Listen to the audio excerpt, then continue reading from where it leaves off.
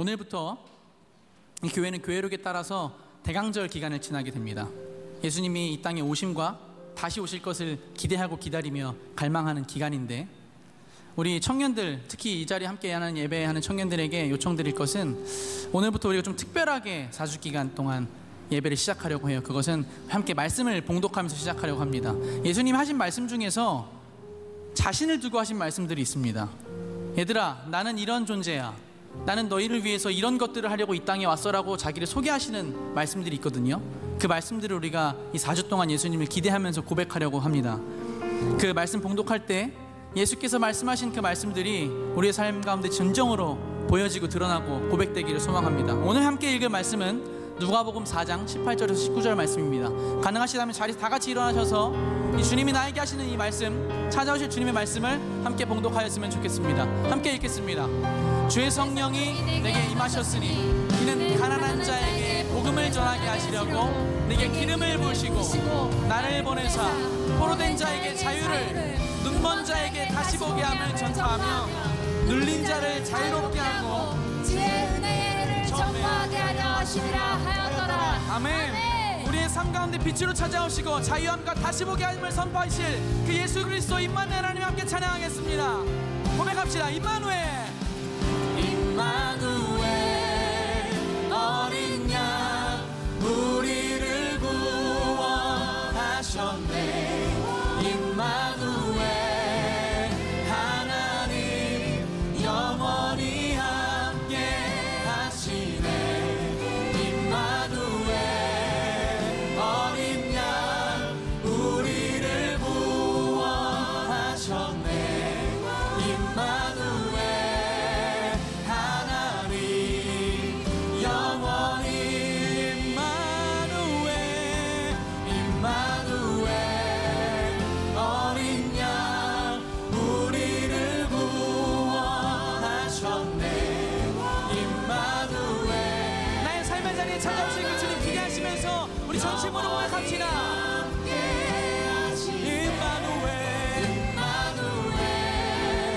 어린 양 우리를 구원하셨네. 임마누엘, 하나님 영원히 함께 하시네.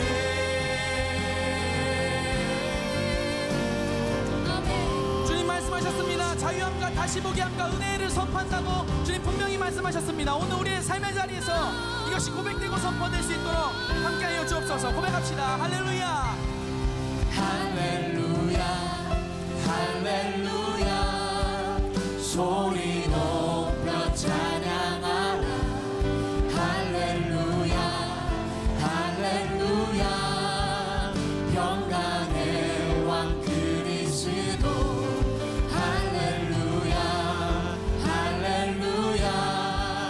소리 높여 찬양하라. 할렐루야, 할렐루야. 평강의 왕 그리스도. 평강의 왕 그리스도. 할렐루야, 할렐루야.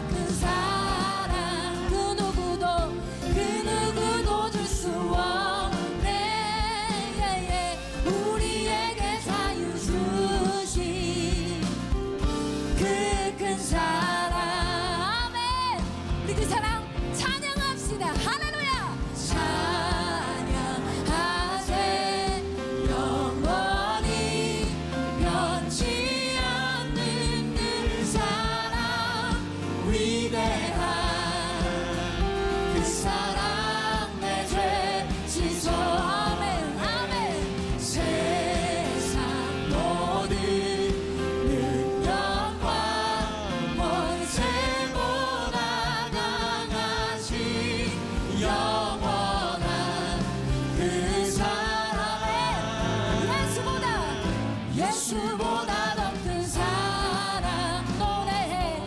그 누구도 줄 수 없네. 정말 그렇습니다.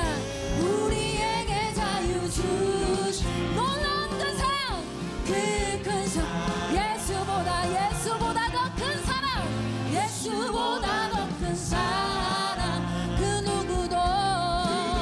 예예예 할렐루야 할렐루야 아멘. 그 큰 사랑. 그렇다면 찬양합시다. 그 이름 찬양합시다. 찬양하세.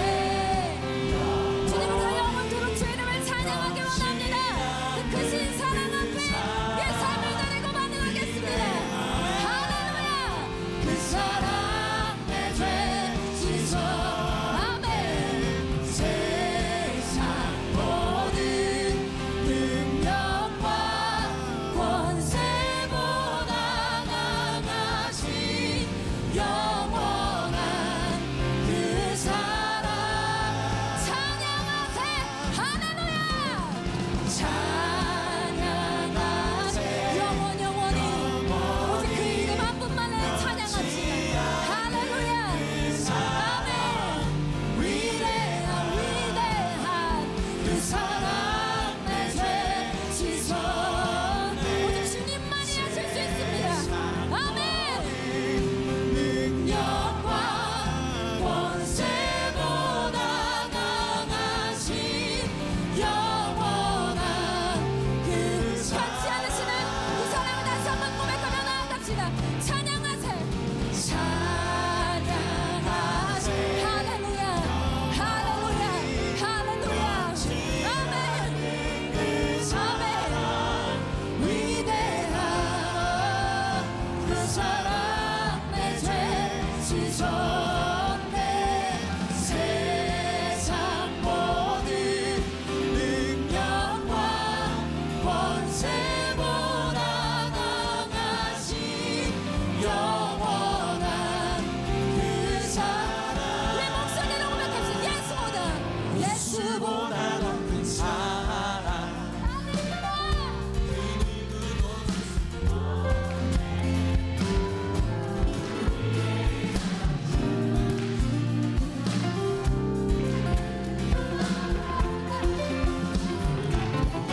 예수보다 더 큰 사랑, 그 누구도 줄 수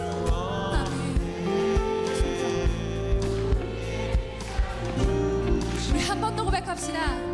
그 큰 사랑, 예수보다 더 큰 사랑, 예수보다 더 큰 사랑. 전심으로 고백합시다. 그 누구도 줄 수 없습니다. 우리에게 자유 주신 그 큰 사랑, 그 큰 사랑, 오직 예수, 오직 예수, 오직 예수. 할렐루야. 아멘. 정말 그렇게 고백하십니까? 정말? 그렇다면 우리가 주님의 길을 따르기로 결정합시다. 고난이 온다 할지라도, 내가 이 상황이 어렵다 할지라도 주님과 함께 가는 그 길을 선택합시다. 고백합시다. 익숙하지만 새롭게 고백합시다. 주와 같이, 주와 같이 길 가는 것 즐거운 일아니. 아멘. 우리 주님 걸어가신 발자취를 밟겠네. 아멘.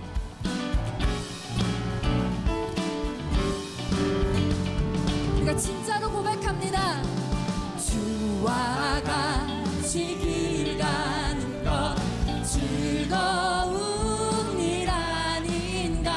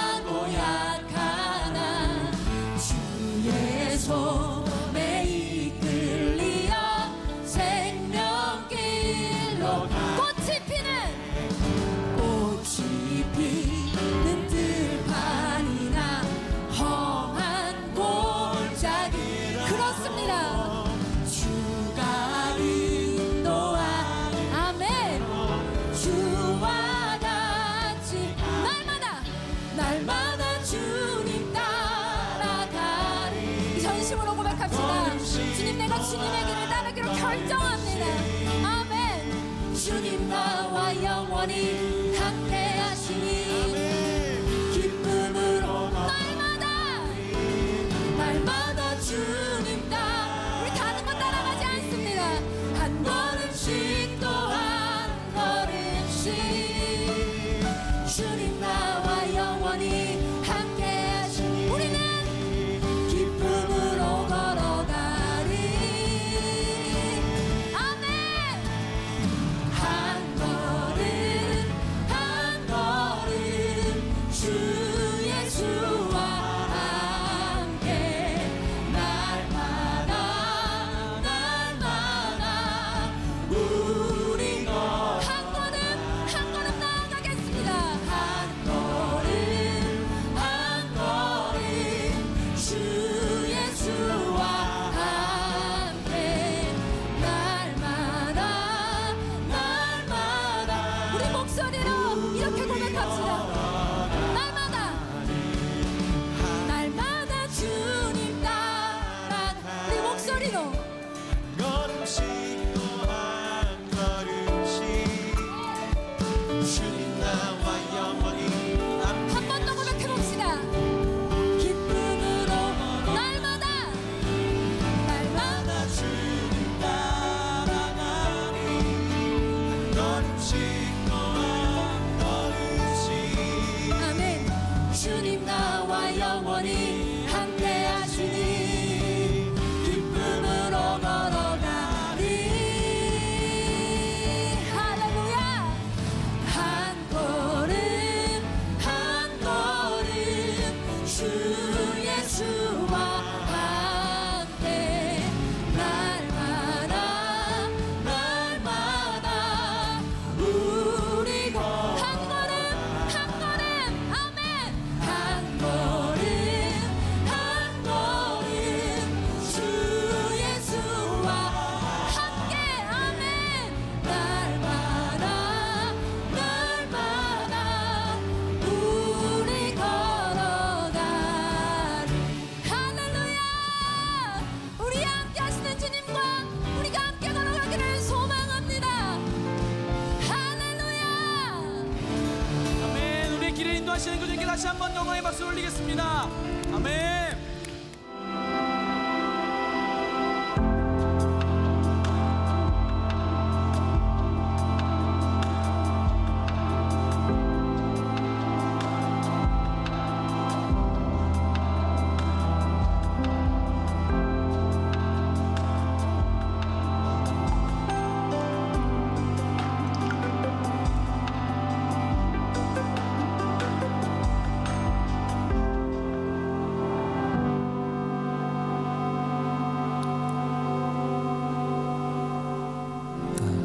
오늘 말씀의 제목은 다시 말합니다. 고난에 참여하는 것으로 즐거워하십시오. 이런 제목입니다. 이 베드로전서 말씀을 이렇게 계속 보면서요, 여러분들은 어떻게 느끼는지 모르겠지만 계속적으로 반복되는 내용들이 있습니다. 이 베드로가 계속해서 교인들에게 다시 말하고 있어요. 아무리 말을 해도 자꾸 잊어버리는 거죠. 그게 어떤 문제였냐면 고난과 시련에 대한 문제였어요. 여러분, 우리가 인생을 살면서 우리의 인생에 고난이 딱 한 번만 온다면 그냥 그거 이겨내고 말 텐데, 우리의 삶의 고난과 이 시련이라는 놈은 끊임없이 우리들에게 찾아오는 문제이기도 합니다. 오늘 여기 예배드리는 여러분들 가운데 굉장히 인생의 좋은 때를 지나가고 있는 사람도 있겠지만 굉장히 어려운 때를 지나가고 있는 사람도 있고, 이 어려운 때를 지나가서 우리 인생에 아무 문제가 없으면 모르겠는데 우리 인생의 문제는 계속되고 있는 거죠. 그래서 베드로는 고난에 참여하는 것으로 즐거워하십시오. 이 고난에 대한 문제를 계속해서 얘기하고 있어요. 얼마 전에 제가 잘 아는 목사님인데, 교회에서 어떤 분이 중직자가 이 목사님에게 이제 시비를 건 거예요. 어떤 시비를 걸었냐면, 이 목사님이 그동안 설교했던 10여 년 동안 설교를 쭉 찾아가지고 목사님한테 가져와서 얘기를 하는 거예요. 목사님 왜 한선교회를 또 합니까? 이거 자기 표절입니다. 그러면서 목사님에게 대들고 뭐 이제 이야기를 한 거예요. 제가 그 얘기를 들으면서 저분은 남의 설교도 아니고 그 목사님이 한 설교를 또 했는데 왜 와서 저렇게 표절이라고 이야기를 할까? 내 생각에는 그 교인이 목사님이 그 한 소리, 그 설교를 또 듣기가 싫은 거예요. 그렇겠죠? 여러분들 혹시 아세요? 내가 한 설교 또 하는 거? 나는 한 설교를 자주 합니다. 특히 매년 첫 주가 되면 지난 10여 년 동안 똑같은 설교합니다. 이유는 아무리 강조해도 예배에 대한 말씀이 아무리 강조해도 부족함이 없기 때문에 또 설교를 하고 또 설교를 해요. 저는 이 베드로의 마음을 이해할 뿐만 아니라 빌립보서에 나와 있는 사도 바울이 한 말씀을 보니까 그렇구나라는 생각이 드는데 빌립보서 3장 1절에 보니까 사도 바울이 이렇게 얘기를 하고 있어요. 끝으로 나의 형제들아 주 안에서 기뻐하라. 너희에게 같은 말을 쓰는 것이 내게는 수고로움이 없고 너희에게는 안전하니라. 사도 바울이 지금 한 이야기를 또 하면서 교인들에게 뭐라고 이야기하냐면 내가 이 이야기를 또 하는 것이 나에게는 수고로움이 덜하고 너희들에게는 안전하니라. 사도 바울이 또 이야기를 하고 있어요. 제가 만나교회 담임 목사가 되고 이제 한 15년 정도가 흐르면서 요즘 내가 참 즐겁게 하는 일 가운데 하나가 10여 년 전에 했던 내 설교를 다시 이렇게 원고를 읽어보는 거예요. 그러면서 요즘 내가 왜 이때 한 설교들을 10여 년 전에 하고 지금 우리 교인들에게 다시 하지 않을까라는 생각이 들어요. 왜냐하면 그때 나는 최선을 다해서 우리 교인들에게 필요하다고 생각하는 말씀을 열정적으로 준비했는데 나는 왜 자꾸 새로운 것을 해야 된다고 생각할까? 그래서 이미 내년까지는 설교 준비가 다 끝났기 때문에 후년부터는 옛날에 했던 설교를 한 3분의 1 정도 다시 하려고 그래요. 기대가 되지 않아요? 여러분들은 그때 하나도 못 들었잖아요. 그러니까 내가 사실 이런 얘기 안 하고 해도 되는데 너무 솔직해서 그러는데 내가 지금 이렇게 이야기하는 것과 동일한 맥락에서 베드로가 그 당시의 교인들을 바라보며 내가 너희에게 이 말을 또 하지 않을 수 없다. 왜냐하면 그들이 당면하고 있는 고난에 대한 문제들은 지금도 그들에게 계속되는 문제이기 때문이죠. 고난의 의미를 모르면 우리는 인생의 패배자라고 생각할 수 있기 때문에 그게 아니라고 하는 것을 이야기하고 있는 거예요. 여러분들 세대는 지금 잘 느끼지 못할 텐데 나도 요즘 이제 나이가 들어서 자꾸 이렇게 건망증, 치매는 아닌 것 같고 건망증인데 요즘은 집에 나와서 어디를 갈 때 이틀에 한 번꼴로는 다시 들어가요. 맨날 놓고 나온 게 있어서. 근데 이제 인터넷에 보니까 떠도는 얘기가 상당히 이렇게 와닿는 얘기인데 여러분들한테도 와닿을지 모르겠어요. 계단에서 굴렀는데 훌훌 털고 일어났는데 내가 계단을 올라가다가 넘어졌는지 내려가다 넘어졌는지 기억이 잘 안 나는 거. 여러분들은 어떤지 모르겠어요. 짜장면 먹을 때 짜장면 다 먹고 났더니 짜장면 그릇에 한 입만 베어 물은 단무지가 7, 8조각이 있을 때 와닿아요. 또 가다가 핸드백에서 핸드폰을 꺼내서 전화하려고 딱 들어봤더니 무선 전화기 가지고 나와서 지금 전화 그 정도는 아니구나. 아무튼 네. 자꾸 잊어버리는 거죠. 잊어버려요. 그래서 또 이야기하고 또 이야기하고 그게 뭐예요? 고난에 대한 문제인 거예요. 베드로는 계속해서 여러분들의 고난에는 의미가 있을 뿐만 아니라 유익이 있습니다.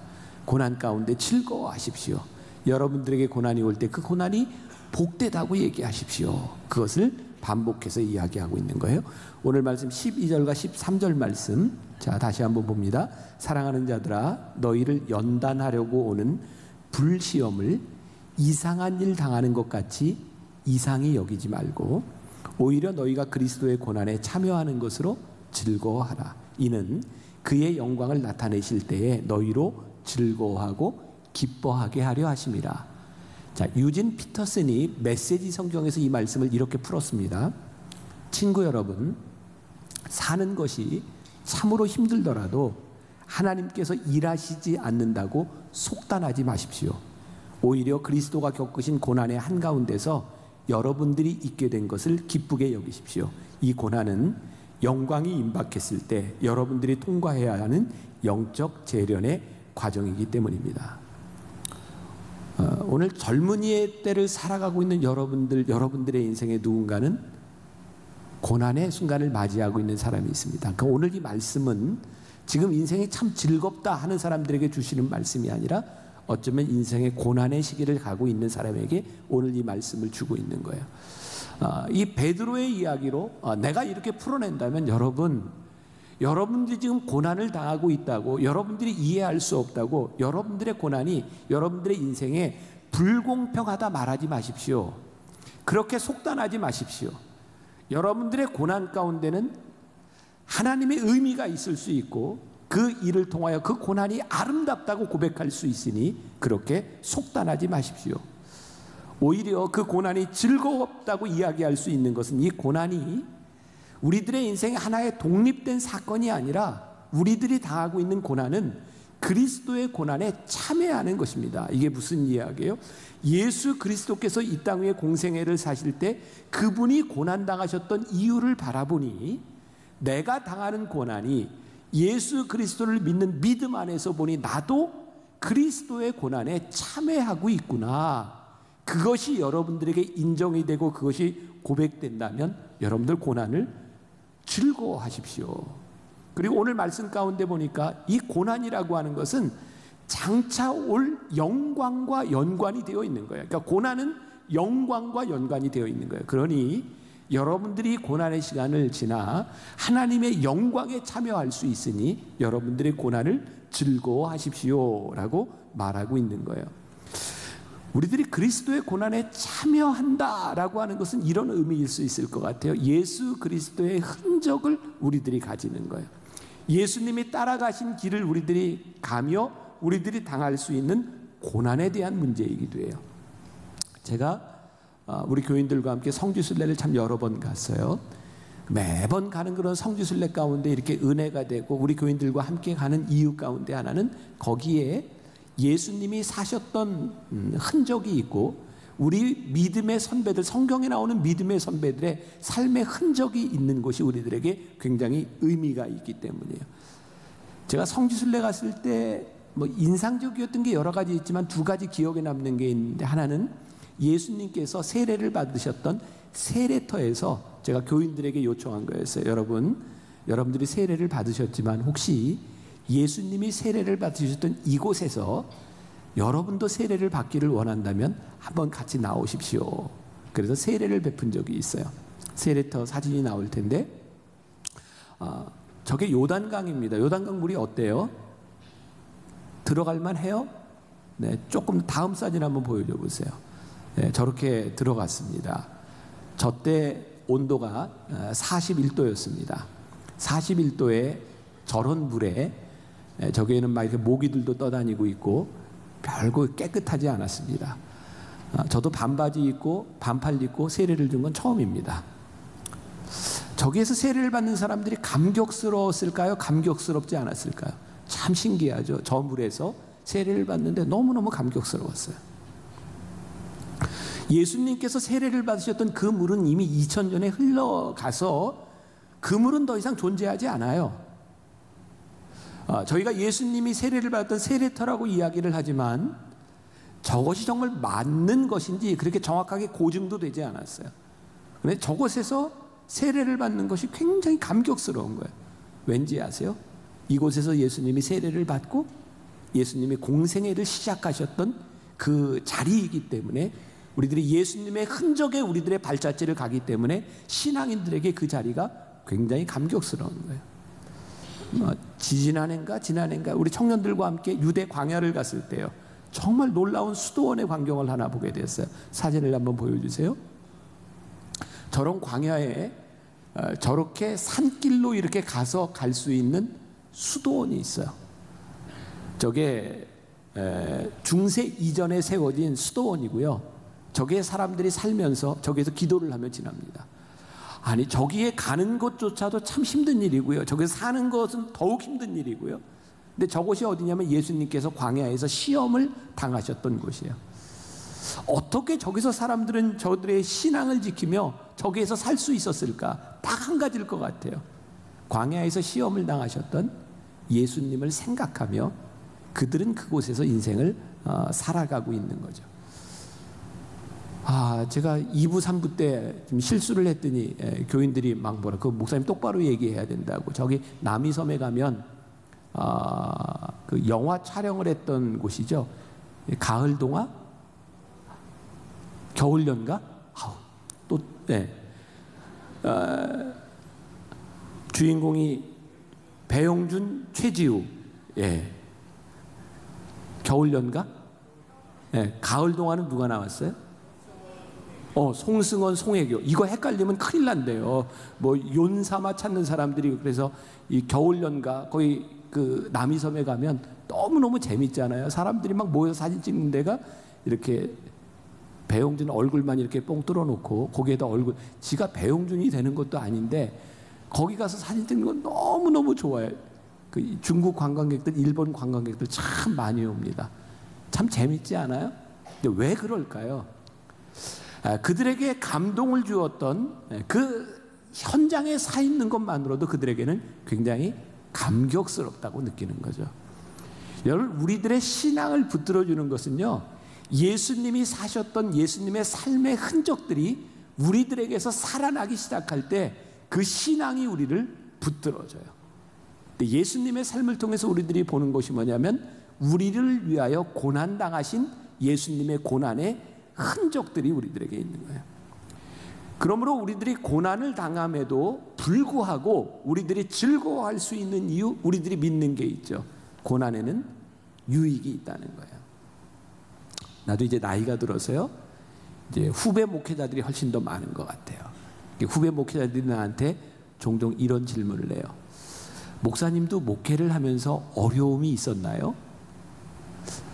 그런 질문을 받으면 참 웃겨요. 목회를 하면서 어려움을 당하지 않은 사람이 누가 있을까요? 그 어려움들이 있기 때문에 오늘 여기에 우리들이 있는 거죠. 여러분들의 삶을 돌아보며 우리들이 돌아보지 않는데 사실은 오늘 우리들이 예배드리는 이 자리에 있는 것이 정말 감격스러운 것은요, 우리들의 삶을 살아왔던 고난의 흔적들이 우리들에게 있는 거예요. 제가 지지난해 처음으로 이렇게 안식년을 이렇게 보냈어요. 제주도에서 주말마다 비행기를 타고 왔다 갔다 하면서 이렇게 주중에 제주도에 정말 많이 걸었어요. 올레길, 둘레길, 한라산길, 동네길, 아무튼 많이 걸었어요. 많이 걷는 날은 하루에 뭐 23km도 걷고 15km, 18km, 아무튼 매일 그렇게 걸었어요. 이렇게 바닷가를 걸을 때면요, 날씨가 좋은 때도 있고 나쁜 때도 있고, 또 나는 이렇게 영상에 얼굴이 나오니까 이게 타면 안 되잖아요. 그래가지고 이렇게 뭐 칭칭 감고 이렇게 막 마스크도 쓰고 뭐 별거 다 뒤집어 쓰고 그리고 이제 걷고 해요. 근데 어떤 분이 그렇게 얘기하더라고요. 목사님, 그렇게 칭칭 감으면 효과가 없습니다. 햇볕을 받아야 건강해집니다. 그러면 햇볕을 받으면요, 얼굴도 타고요, 때로는 따갑기도 합니다. 근데 햇빛을 받아야 건강하다는 거예요. 이렇게 걷다 보면 평지만 있는 게 아니에요. 돌길도 있고요, 언덕길도 있고요. 이렇게 언덕길을 올라가다 보면 더운 날 그냥 땀이 흠뻑 나요. 땀 흘리기 싫죠. 그런데 땀을 흠뻑 내야 내 삶에 있는 노폐물들도 빠져나가는 거예요. 더운 날 우리들이 사무실 한가운데서 에어컨을 터놓고 편안한 의자 위에 앉아 있는 것이 우리들에게 유익이 되는 것이 아니라 때로는 햇볕의 뜨거움 가운데 우리들이 땀을 흘리는 것이 우리들에게 유익이 된다고 하는 걸 알아요. 제가 오늘 여러분들에게 정말 아쉽다고 하는 건, 우리가 어제 오늘 예배를 드리면서 전기가 나가서 캄캄한데 저 여기다 이렇게 등 켜놓고 설교했거든요. 정말 하나님이 놀라운 진리를 우리들에게 알려주셨어요. 너 그 불 안 나가면 전기가 얼마나 귀한지 모른다. 이거 굉장한 진리인데 감동이 안 되는군요. 여러분, 지금 여러분들이 자연스럽게 생각하고 있는 이것이 여러분들에게 얼마나 큰 은혜인지 알아요? 오늘 우리 어린이들 방에까지 난방이 하나도 안 됐어요. 근데 너무너무 감사한 게 아이들 방에 전기가 안 들어와서 청소년들도 같이 예배드리고, 그래서 2부 3부 때 여기 앞에 보조까지 다 깔고, 그리고 뒤에 서 있고 애기 들고 서 있고, 그리고 예배를 드렸어요. 근데 놀라운 것은요, 그렇게 난방이 안 들어오니까요, 그렇게 빽빽하게 있는 게 너무 감사한 거예요. 따뜻한 거예요. 그래서 사회 보는 사람이 여러분 서로 붙어서 따뜻하게 예배드리려고, 아, 이것도 은혜구나. 오늘 이게 영상이 하나도 안 나와서요. 우리 주보도 없고 찬양도 어떻게 불러요? 여러분들 다 앱 꺼내세요. 지금 만나교회 앱에 들어가면 찬송가 순서대로 지금 다 넘겨지게 있습니다. 놀라운 경험이었어요. 예배를 우리들이 전교인 스마트폰으로 예배를 드리는 놀라운 경험. 전기 안 나갔으면 이거 절대로 우리들이 경험할 수 없는 일이었어요. 생각해보니 우리의 인생에 고난의 시간이라고 하는 것이요, 우리들에게 많은 유익을 갖다 줄 뿐만 아니라 우리들의 삶을 돌아보게 만드는 거예요.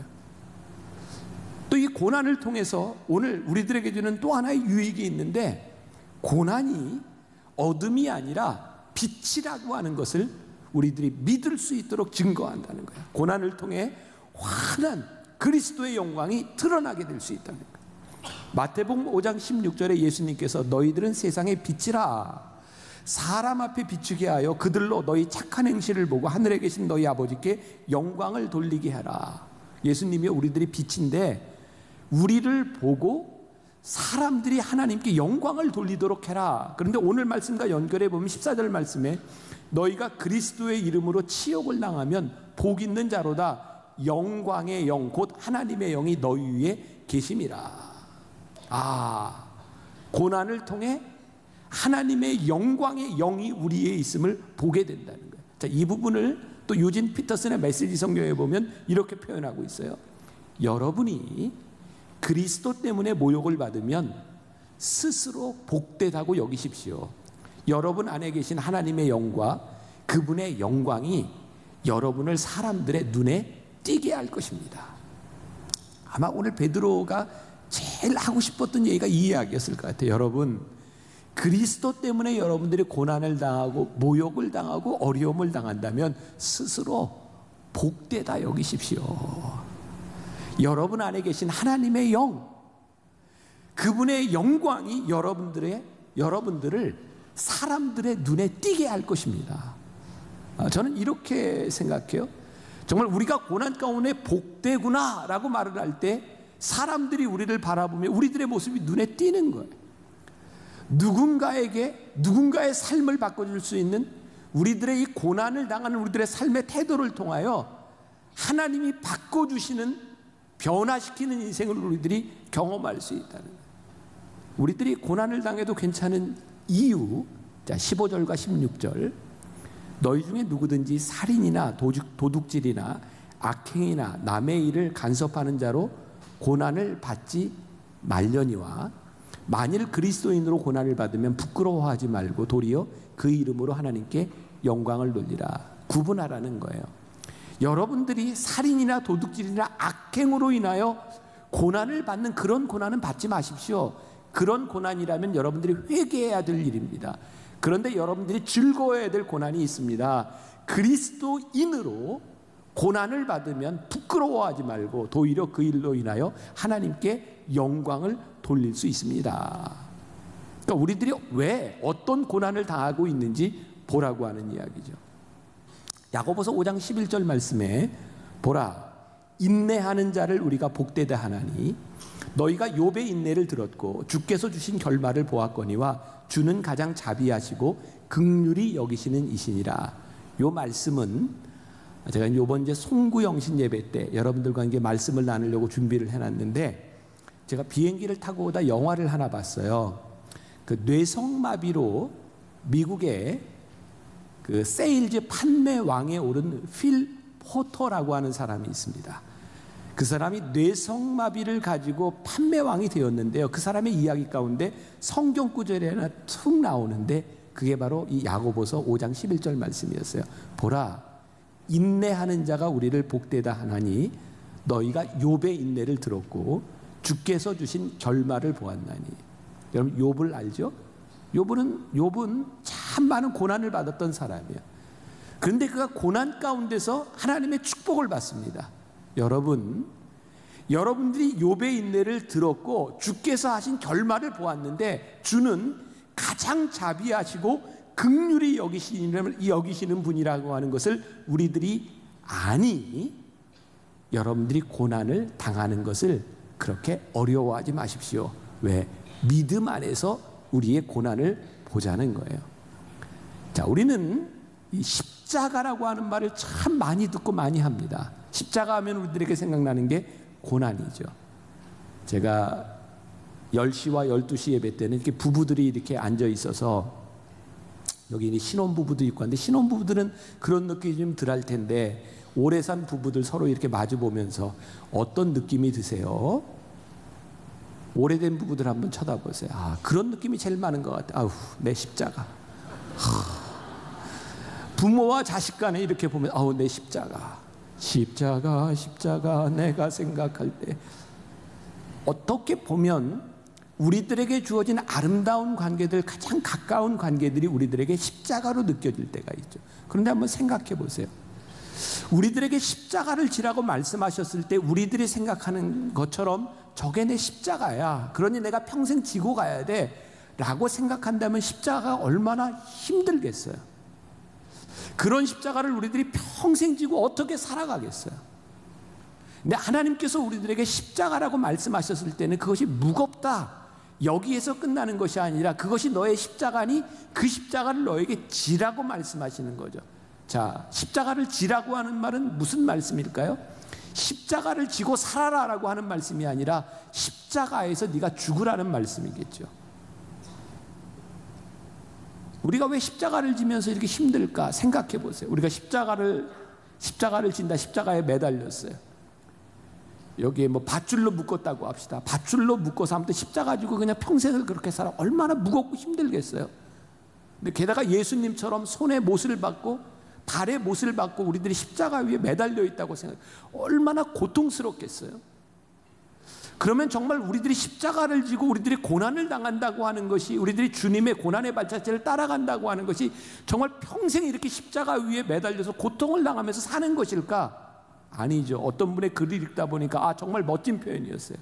우리가 십자가를 지고 십자가 위에서 살면서 우리들이 정말 힘든 것은 십자가를 지고 살아가는데 십자가에서 죽지 않고 살아있다는 거예요. 그래서 힘들다는 거예요. 그래서 십자가가 버거운 거예요. 성경은 우리들에게 십자가를 진다고 하는 것이 십자가 위에서 내가 살아있는 것을 의미하는 것이 아니라 십자가 위에서 우리들이 죽는 것을 이야기하죠. 그러니까 갈라디아서 2장 20절에 유명한 말씀이에요. 내가 그리스도와 함께 십자가에 못 박혔나니 그런즉 이제는 내가 사는 것이 아니요 오직 내 안에 그리스도께서 사시는 것이라. 이제 내가 육체 가운데 사는 것은 나를 사랑하사 나를 위하여 자기 자신을 버리신 하나님의 아들을 믿는 믿음 안에서 사는 것이라. 보세요.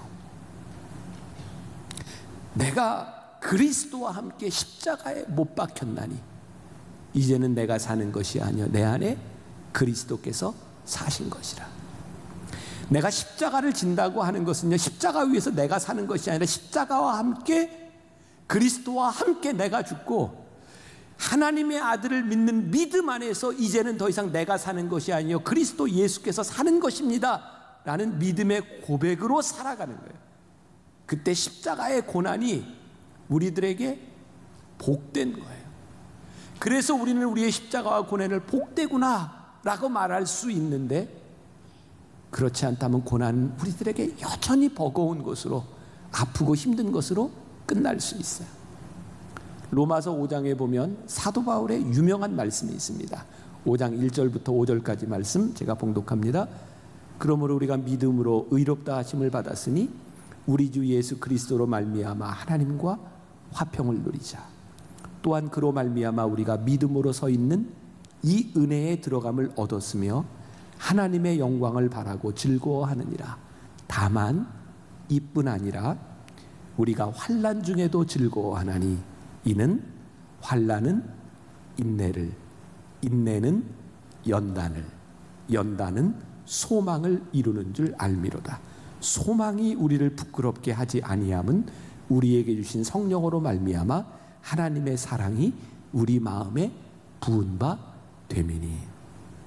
다만 이뿐 아니라 환난 중에도 즐거워하나니 환난은 인내를, 인내는 연단을, 연단은 소망을 이루는 줄 알미로다. 그 소망이 우리를 부끄럽게 하지 않는 거예요. 하나님의 사랑이 우리 마음에 부은 바 되어서 그 소망이 우리를 부끄럽게 하지 아니하기 때문에 우리들이 인내해요. 환난 가운데 인내해요. 연단 가운데 인내해요. 그리고 즐거워해요. 유석경 전도사 책이 있죠. 당신은 하나님을 오해하고 있습니다. 이분이 가까운 지구촌교회 전도사로 사역하다가 암으로 세상을 떠난 분이에요. 이분의 책에 보면 젊었을 때 이야기가 나옵니다. 신림동의 고시촌에서 사법고시를 준비하던 시절에 가정 형편이 굉장히 어려웠음에도 불구하고 큰맘 먹고 키우던 개가 아파서 동물병원에 데려다가 수술을 맡겼대요. 그리고 그 강아지를 보러 그 동물병원까지 가려면 왕복 2시간이 걸리는 거리를 큰 돈을 주고 수술을 시켰을 뿐만 아니라 공부하고 있는 이 전도사님에게 굉장히 버거운 시간이었음에도 불구하고 그 강아지를 보러 동물병원에 갔더니 10분 면회하려고 강아지. 네, 강아지를 면회하러 갔더니 강아지가 주인을 보자마자 획 돌아서더래요. 삐져가지고. 저 주인이 나를 여기다 데려놔서 아프게 했다고. 그때 유석경 전도사가 펑펑 울었대요. 저게 내 모습이구나. 어쩌면 하나님께서 내 인생의 어떤 시점에서 나를 수술하고 계실 수 있는데 내 입장에서 그걸 몰랐구나. 자신의 모습이 보여서 펑펑 울었대요. 우리가 고난에 참여함으로 어떻게 기뻐할 수 있을까요? 하나님께서 그 고난을 통해 우리를 변화시킬 뿐만 아니라 우리를 사랑하고 있음을 우리들이 확증할 수 있을 때 우리들이 고난 속에서 즐거워할 수 있어요. 저는 어제 토요일날 설교하면서 그런 얘기를 교인들과 했어요. 나는 목사로서 설교자로서 내가 이 부분에 대해서는 내가 이야기할 수 있다. 나도 내 삶의 고난의 시간들을 지나갈 때 참 버겁고 힘들었는데 너무너무 감사하고 기뻤던 것은 하나님이 나를 만들어 가심을 내가 알았기 때문에 너무너무 감사했어요. 제가 처음 우리 교회에서 내가 공황장애로 많이 힘들었을 때 설교 시간에 그런 이야기를 했어요. 내가 지난 몇 년 동안 공황장애로 너무너무 힘들었다고. 그때 내가 알고 있는 선배 목사님이 나한테 그런 얘기를 했어요. 목사님, 설교 시간에 그런 얘기를 왜 해? 교인들한테 담임 목사가 공황장애를 앓았다고 하는 게 뭐 자랑이라고 그런 얘기를 왜 해? 근데 내가 왜 교인들한테 그런 고백을 했는지 아세요? 참 힘든 시간이었는데 그 시간에 하나님이 나를 만들어 가시고 나를 목사로 만들어 가시는 그 과정들이 내 속에 고백됐기 때문에 나는 그게 내 삶에 감추어야 될 일이라고 생각하지 않았어요. 너무너무 감사했어요. 우리들의 삶의 고난이 감사하고 그것이 우리들에게 간증거리가 될 수 있는 것은 하나님께서 우리를 만들어 가시는 그것이 우리들에게 보일 때이죠. 내가 한 10년 정도 그렇게 많이 이렇게 힘들고 아팠던 것 같아요. 요즘은 요즘처럼만 잠자면 살겠어요. 내가 3년 동안 그 수면 장애, 불면증, 나는 잠 못 자는 게 그렇게 힘든 일인지 몰랐어요. 너무너무 힘들었어요. 여러분 3년 동안 잠 못 자봐요. 혹시 여기 불면증 앓는 사람이 있어요? 나는 불면증 증세가요, 며칠이 이렇게 지속되다 보니까 제일 무서운 게 내가 어느 날 잠자는 방법을 잊어버렸어요. 여러분들 한번 잘 때 한번 곰곰이 생각해봐요. 내가 어떻게 잤지? 한번 생각해 보세요. 아마 말똥말똥해질 거예요. 나는 밤마다 내가 어떻게 잠을 잤는지를 잊어버려가지고요, 정말 오랫동안 힘들었어요. 근데 그런 시간들을 이렇게 지나고 났는데, 참 어려운 시간들을 한 10년 가까이 이렇게 지나고 났는데, 내가 깨닫게 된 게 있어요. 내가 지금 그나마 이 강단에서 이렇게 설교할 수 있는 이유, 야, 내가 그때 안 아팠더라면 참 내가 나쁜 목사가 돼 있을 것 같더라고요. 그럼 내가 지금 말하는 게 무슨 뜻인지 알아요? 지금 괜찮은 목사다 그런 얘기 하고 있는데 모르는 것 같아. 지금 난 진짜 안 아팠으면 참 나쁜 목사가 됐을 것 같아요. 난 안 아팠으면 내가 하고 싶은 게 너무 많았거든요. 나는 목회를 한다고 하면서 내가 하고 싶은 일을 진짜 열심히 하고 있었을 것 같아요. 근데 하나님이 내 육신의 연약함을 통해서 꺾어 놓으신 게 있어요. 네 맘대로 안 된다. 그게 나에게 너무 큰 은혜였어요. 여러분들의 삶에는요, 고난은 내가 원치 않는 일들, 내가 할 수 없는 일들을 통해서 우리들에게 찾아오는 거예요. 근데 그게 그리스도 안에서 우리들이 고난받는 것이 분명하다면, 여러분 그 고난을 복되다고 여기십시오. 여러분 그 고난이 결코 헛된 것이 아닙니다. 그 고난을 즐거워하십시오 라고 말하는 거예요. 고난의 뜻이 있다면, 우리들의 고난의 의미가 있다면, 그리스도의 이름으로 우리들이 치욕을 당하고 있다면, 우리가 그리스도로 인하여 고난을 받는다면 복되다 여기십시오. 사도 바울이 지금 그 이야기를 하고 싶은 거예요. 아름다운 고난이 있는 거예요. 베드로가요, 교인들에게 마지막으로 당부하는데 다시 한번 당부하고 있는데, 여러분들 절대로 잊어버리지 말라고. 여러분들의 고난이 얼마나 아름다운지 잊어버리지 말라고 다시 한번 또 이야기하고 있는 거예요. 여러분 혹시 뱀잡이 수리라고 들어봤는지 모르겠어요. 아프리카에 사는 수리라고 하는 건 독수리를 이야기합니다. 뱀잡이 독수리, 뱀잡이 수리예요. 이 독수리는요, 정말 하늘에서 정말 빨리 날아다니는, 그리고 땅을 바라보다가 뱀이나 두더지를 보면 정말 쏜살까지 가서 탁 잡아먹는 뱀잡이 독수리 수리입니다. 그런데 내가 읽었던 책에 삶을 변혁시키는 책 읽기에 보면 이 뱀잡이 수리에 대한 이야기가 나오는데요, 이놈이 땅에 내려가서 뱀이나 두더지를 꽉 잡고 있는데 맹수가 나타나요. 사자가 나타나요. 그럼 여러분들 사자하고 독수리하고 누가 이길까요? 사자가 이기죠. 땅에서는. 하늘에서나 독수리지 땅에서는 아무것도 아니잖아요. 사자가 나타나면요, 독수리가 무서워가지고 막 도망갑니다. 그런데요, 막 뛰어서 도망간대요. 그래서 사자한테 잡혀 먹어요. 근데 이 책에서 뭐라고 얘기하냐면, 이 독수리가요,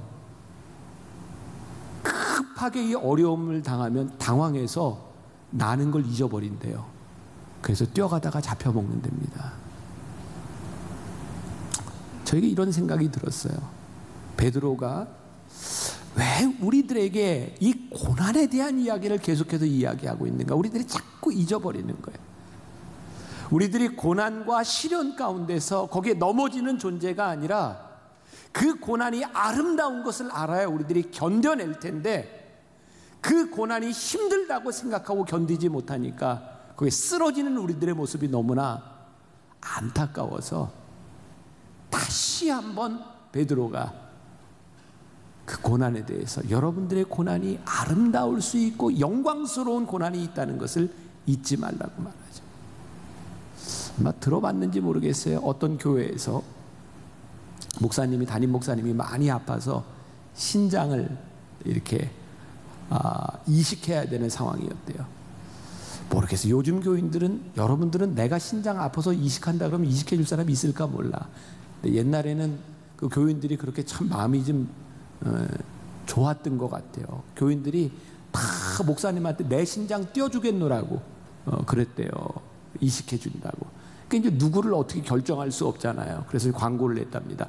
다음 주일날 예배 마치고 우리 신장 이렇게 이식할 사람 결정하겠다고. 다음 주일 됐는데 교회가 한 3,000명쯤 모이는 교회인데 한 1,500명쯤 왔대요.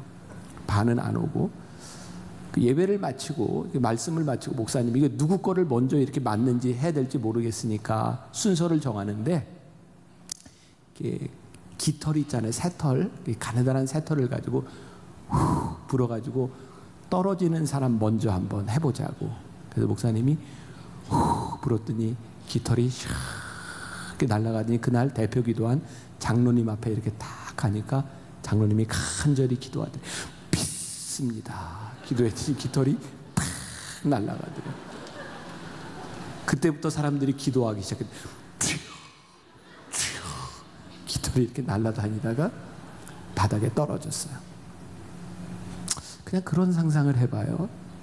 바닥에 떨어진 깃털을 바라보며 사람들은 어떤 생각을 했을까?